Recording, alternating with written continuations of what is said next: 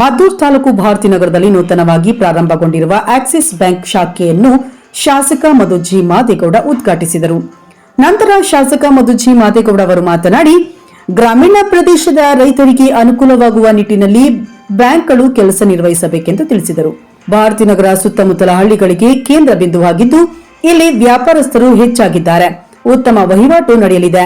ಹಾಗಾಗಿ ವ್ಯಾಪಾರಸ್ಥರಿಗೆ, ರೈತರಿಗೆ, ವಿದ್ಯಾರ್ಥಿಗಳಿಗೆ ಹೆಚ್ಚಿನ ರೀತಿಯಲ್ಲಿ ಬ್ಯಾಂಕಿನಿಂದ ಸಿಗುವ ಸೌಲಭ್ಯಗಳನ್ನು ನೀಡಬೇಕೆಂದು ತಿಳಿಸಿದರು.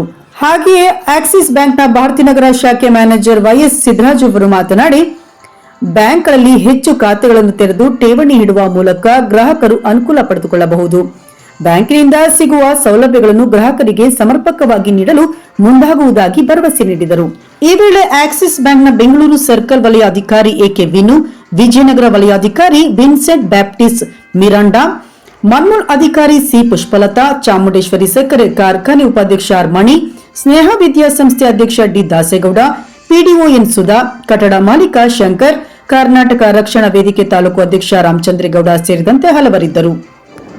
ಇವತ್ತು ಆಕ್ಸಿಸ್ ಬ್ಯಾಂಕಿನ ನೂತನ ಶಾಖೆಯನ್ನು ಕೇಂದ್ರದಲ್ಲಿ ಪ್ರಾರಂಭ ಮಾಡ್ತಕ್ಕಂಥದ್ದು ನಿಜಕ್ಕೂ ಕೂಡ ತುಂಬ ಸಂತೋಷ. ಈ ಒಂದು ಬ್ಯಾಂಕು ಈ ಗ್ರಾಮೀಣ ಪ್ರದೇಶದ ರೈತ ಬಂಧುಗಳಿಗೆ ಹೆಚ್ಚಿನ ಪ್ರಯೋಜನವನ್ನು ಕೊಡಲಿ. ಈ ಬ್ಯಾಂಕಿಂದ ರೈತರಿಗೂ ಕೂಡ ಅನುಕೂಲ ಆಗಲಿ ಮತ್ತು ಈ ಭಾಗದಲ್ಲಿ ಸಾಕಷ್ಟು ಜನ ವ್ಯಾಪಾರಸ್ಥರು ಕೂಡ ಇದ್ದಾರೆ.